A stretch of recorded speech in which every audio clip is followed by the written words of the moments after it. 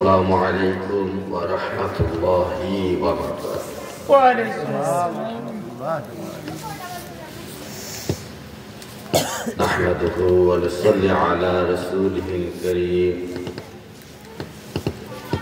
أما بعد فأعوذ بالله من الشيطان الرجيم.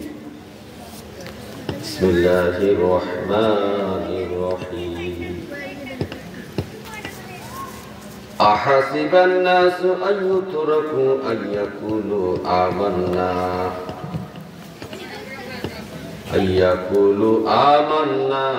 وهم لا يفتنون. صدق الله مولانا العظيم وصدق رسوله النبي الكريم الآمين.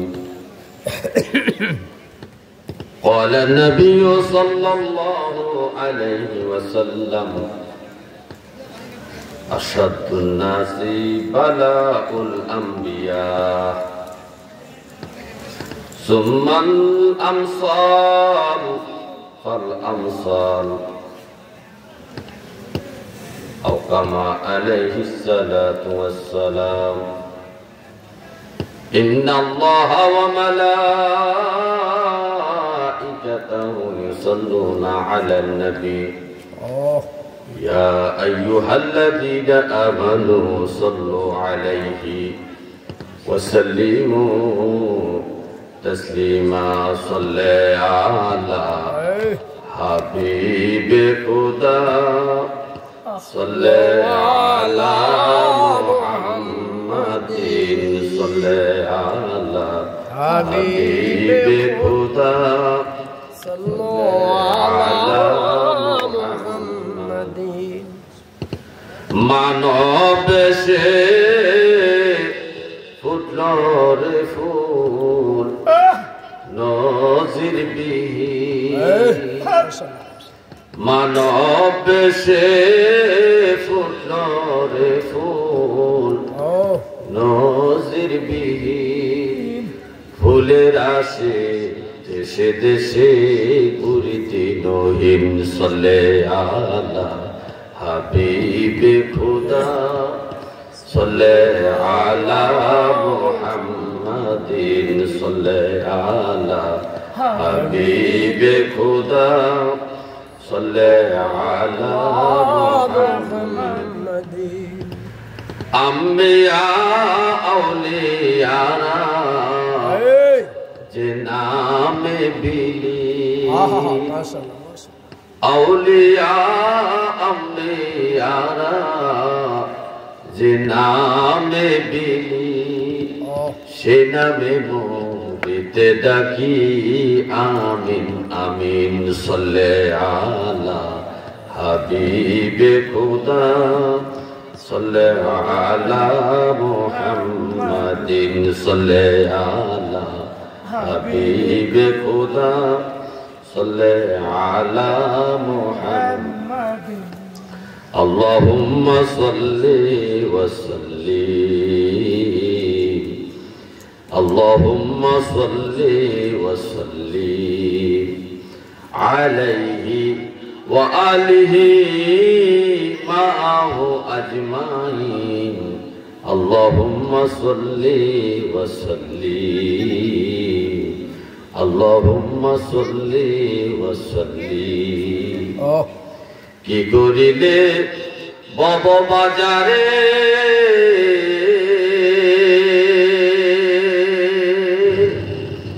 হিসাব চলছে মন তোমার গড়ে।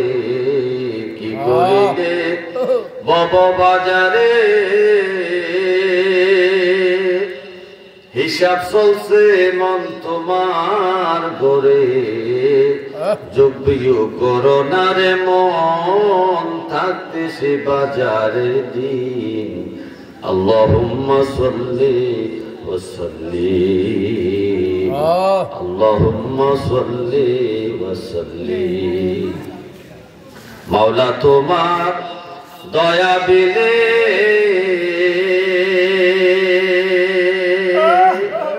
কার সাধ্য আছে তোমায় সাধনে মাওলা তোমার দয়া বিনে কার সাধ্য আছে তোমায় সাধনে দাবি মোদের তোমার বন্ধু রাহমাতাল লিল আলামিন আল্লাহুম্মা সাল্লি ওয়া সাল্লিম আল্লাহুম্মা সাল্লি ওয়া সাল্লিম আলহামদুলিল্লাহ বলেন আলহামদুলিল্লাহ। আজ প্রখ্যাত ওলিয়ে কামেল শাহ সুফি ফকির হযরত জাফর আলী শাহ রাহমাতুল্লাহ আলাইহির স্মরণে ৩৫তম বর্ষের উরুস ও ওয়াজ মাহফিলের সম্মানিত সভাপতি অত্র দরবার শরীফের বর্তমান গদ্দিন শিল্পী সাহেব আলহাজ মোহাম্মদ মুস্তিউদ্দিন শাহ রাহিমাহুল্লাহ এবং আজকের এই মাহফিলে প্রধান অতিথি আশিক রাসূল হযরত মাওলানা মুফতি আবু তাহের বকশী কিশা হুজুর কিবলা মাদ্দাজুল আলী সহ দিগের ওলামায়ে কেরাম পর্যন্ত তাড়াতাড়ি করতেছে সমস্যা সবার নাম নিতে পারতেছি না, এই জন্য আমি ক্ষমা প্রার্থী সবার কাছে। সবাইকে পর্দানিশে মা বোন সহ সবাইকে সালাম দিচ্ছি, আসসালামু আলাইকুম ওয়া রাহমাতুল্লাহি ওয়া বারাকাতুহু। ওয়া আলাইকুম আসসালাম। মহান আল্লাহ তাআলা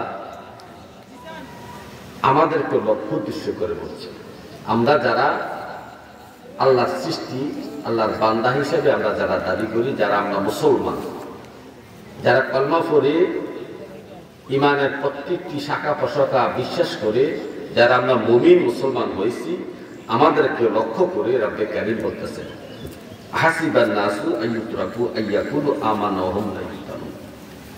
রে আমার বান্দারা, তোমরা কি মনে করছো যে তোমরা ঈমান আনছো, আমরা ঈমানদার, এতটুকু কথা বললেই আমি তোমাদেরকে ছেড়ে দেব, তার মানে জান্নাত দিয়ে দেব? ছেড়ে দেওয়া মানে কি? আল্লাহ যদি সাইরে দেয় হাসরের মাঠে, দুনিয়াতে এবং হাসরের মাঠে সাইরা দেয়, তাহলে তো জান্নাত। তাহলে কি জান্নাত? আল্লাহ সাইরা দেওয়া মানে বিনা হিসেবে জান্নাত, ঠিক না? আল্লাহ তাআলা বলছেন, তোমরা যে দুনিয়াতে বসবাস করছো, তোমরা ঈমানদার দাবি করতেছো, মুসলমান দাবি করতেছো, তোমরা কি মনে করো মুসলমান আর ঈমানদার দাবি করলে আমি তোমাদেরকে ছেড়ে দেব, আমি তোমাদেরকে পরীক্ষা করব না? তোমরা আসলে কি ঈমানদার না মুসলমান, আসলে ঈমানদার কিনা মুসলমান কিনা আমি তোমাদেরকে পরীক্ষা করব না? তার মানে আল্লাহ পরীক্ষা করবেন। মুসলমান হইতে হইলে পরীক্ষা দিতে হবে। এখন কি দিয়া পরীক্ষা দিবেন? রব্বে কারীম বলতেছেন, ওয়ালা নাবলুওয়ান্নাকুম বিশাইইন মিনাল খাউফি ওয়াল জু'i ওয়া নাকসিম মিনাল আমওয়ালি ওয়াল আনফুসি ওয়াস সামারাত ওয়া বাশশিরিস সাবিরিন। আল্লাহ তাআলা বলেন, নিশ্চয়ই আমি তোমাদেরকে পরীক্ষা করব। কি দিয়ে? ভয় দিয়ে, ওয়াল জু'i ক্ষুধা দিয়ে, তোমাদের ধন সম্পদ জানমালের ক্ষতি দিয়ে, তোমাদের ফল ফলাদির ফসলের ক্ষতি দিয়ে। এগুলো তো খাস ভাবে বলছেন, কিন্তু আমভাবে অনেক কিছু মাধ্যমে তোমাদেরকে কি করবো? পরীক্ষা করব। আর এই পরীক্ষায় যারা ধৈর্য ধারণ করতে পারবে, আল্লাহ তাআলা তার হাবিবকে বলেছেন, হাবিব আপনি বলে দেন ওয়াবাশশিরিস সাবিরিন, যারা ধৈর্য ধারণ করবে এই সমস্ত বিপদ আপদে, তাদের জন্য সুফল আছে। সুবহানাল্লাহ। এখন প্রশ্ন হলো, আমরা কতটুকু পরীক্ষা দেওয়ার জন্য প্রস্তুতি নিচ্ছি? সামান্য একটু বিপদ আসলেই তো আমরা হাইটা শুরু করি। আল্লাহ তাআলা তো আম্বিয়া কেরামকে পরীক্ষা নিয়েছেন বিভিন্ন মাধ্যমে। নবীজি বলেছেন, সাহাবায়ে কেরাম প্রশ্ন, সাহাবায়ে কেরামকে যখন মক্কা মদিনার মধ্যে অনেক নির্যাতন করা হচ্ছে, তখন নবীজির কাছে আইয়া বিভিন্ন রকম বিচার দিতেন, ইয়া রাসূলুল্লাহ আমাদেরকে রাস্তাঘাটে এইভাবে মারে, এইভাবে আমাদেরকে কাফের অত্যাচার করে, আমরা কত সহ্য করব? তখন নবীজি বললেন, তোমরা কি বলো? আশাদুন নাসি বালাউল আম্বিয়া, সবচেয়ে বেশি কঠিন পরীক্ষার সম্মুখীন হয়েছেন আম্বিয়া কেরাম। কারা হয়েছে? ইকরাম। সুম্মাল আমসাল ফাল আমসাল। এরপরে বস্তি যারা নবীদের পরে সিদ্দিক, সিদ্দিকের পরে মুমিন, মুমিনদের পরে এভাবে দাপে দাপে নিচের দিকে যাবে পরীক্ষার ধরনটা। তো সবচেয়ে বেশি পরীক্ষা, বড় পরীক্ষা দিয়েছেন কি আম্বিয়া কেরাম। হে আমার ভাইও, আম্বিয়া কেরাম কেমন পরীক্ষা দিয়েছেন একটু দেখেন না। যে আম্বিয়া কেরামের কোন গুনাহ নাই, যারা মাসুম, গুনার চিন্তাও করে না, গুনার কল্পনাও করেন না আম্বিয়া কেরাম।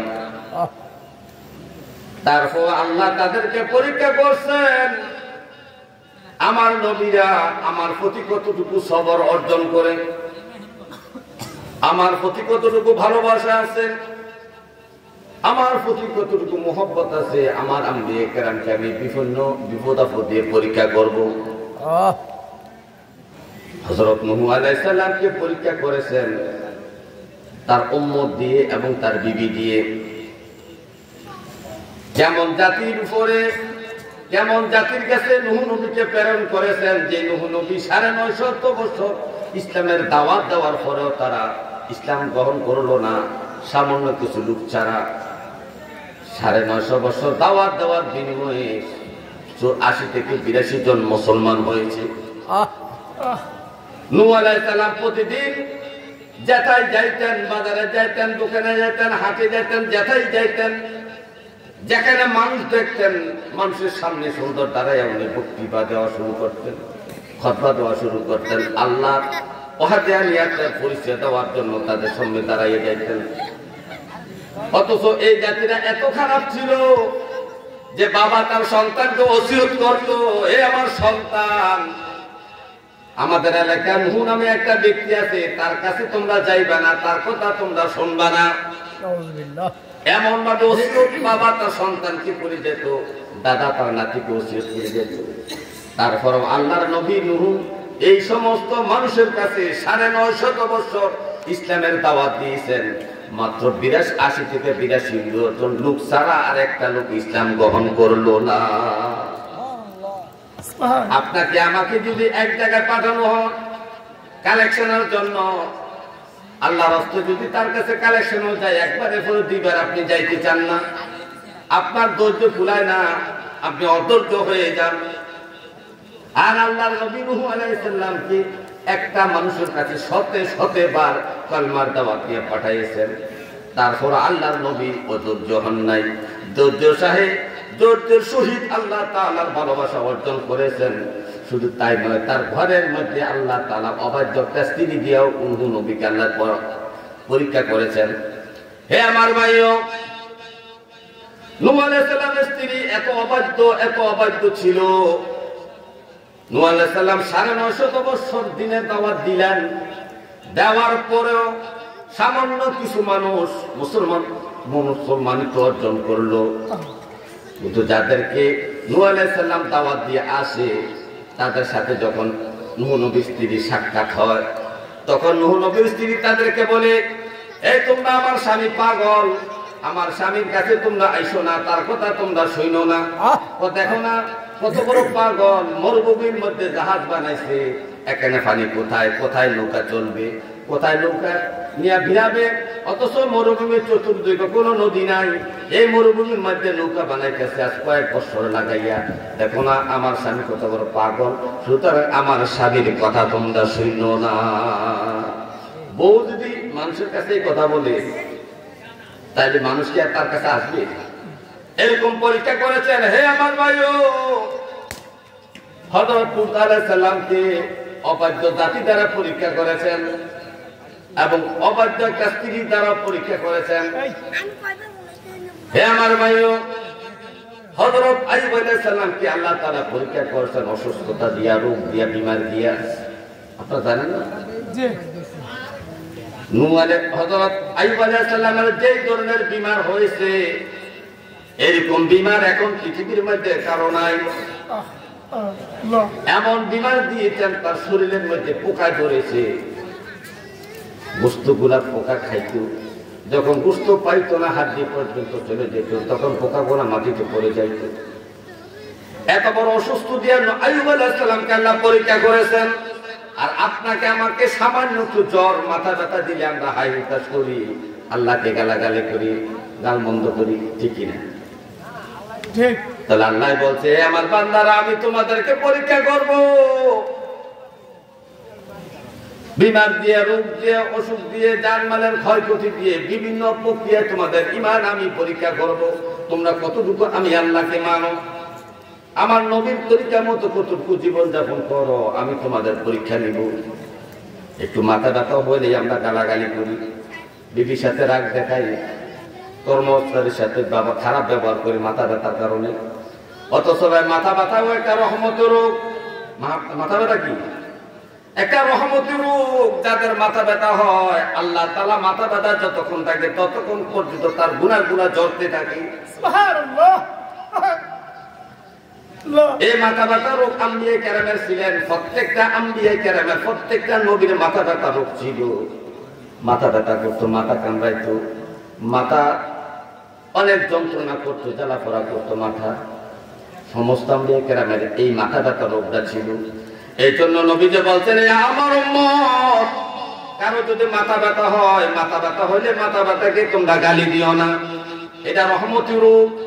যাদের এই রোগটা হয় তাদের প্রতিনিয়ত প্রতিক্ষণে তাদের গুনাহগুলা শরীর থেকে ঝরতে থাকে। জোরে জোরে বলেন সুবহানাল্লাহ। আল্লাহ মাথা ব্যথা দিয়ে আপনাকে পরীক্ষা করছে, শুধু পরীক্ষা নয়, আপনার জীবনের গুনাহগুলো আল্লাহ ঝরাইয়া দিচ্ছে। অথচ আপনার ধৈর্য নাই, আপনি ধৈর্য ধারণ করতে পারছেন না, আল্লাহ তাআলার এই পরীক্ষায় আপনি পাস করতে পারলেন না। কারো যদি জ্বর হয়, মানুষ আবল তাবল গালাগালি করে জ্বর হলে, অথচ জ্বর হলো একটা জান্নাতি রূপ, রহমতি রূপ। প্রত্যেকটা নবীর জ্বর হয়েছে, প্রত্যেকটা ঈমানদার মুমিন মুত্তাকি মৃত্যুর আগে জ্বর হবে, মৃত্যুর আগে জ্বর হইয়া মৃত্যুবরণ করবে, এটা ঈমানদারের একটা লক্ষণ। সমস্ত আম্বিয়া কেরাম মৃত্যুর আগে তাদের জ্বর হয়েছে। আমার নবী যে ইন্তেকালের আগে আল্লাহর নবীর সাহাবী বলতেছি, ইয়া রাসূলুল্লাহ, আপনার গায়ে এত জ্বর, মনে হয় যেন দ্বিগুণ দ্বিগুণের চেয়ে বেশি জ্বর। নবী বলতেছে, আমার সাহাবারা শোনো রে, আমরা হইলাম নবী, আমাদের পরীক্ষা বড়। তোমরা একজনের জ্বর যেই পরিমাণ হয়, আর আমাদের নবীর গায়ের মধ্যে তোমাদের দুইজনের জ্বরের সমান জ্বর হয়। জোরে জোরে বলেন সুবহানাল্লাহ। আপনার জ্বরের মাপ যদি 103 ডিগ্রি হয়, তাহলে নবীজির শরীরের জ্বরের মাপ তো ছিল 206 ডিগ্রি। আপনি 103 ডিগ্রি হইলে বেহুশ হইয়া যান, পাগল পারা হয়ে যান। আর আমার নবীকে আল্লাহ কত বড় পরীক্ষা করছে, 206 ডিগ্রি জ্বর দিয়ে নবীকে পরীক্ষা করেছে। হে আমার ভাইও, নবীজি বলছেন জ্বর একটা রহমতি রূপ। এই রোগটা যাদের হবে, জ্বর যাদের হবে, তাদের শরীর থেকে গুনাহগুলো ঝরে পড়বে। যেমন একটা শুকনা পাতা গাছের মধ্যে ঝাড়া দিলে গাছের পাতাগুলা যেমন ঝরে ঝরে নিচের দিকে পড়তে থাকে, ঠিক তদ্রুপভাবে যার শরীরে জ্বর আসবে, তো জ্বরের কারণে তার শরীর থেকে এই রোগগুলা, এই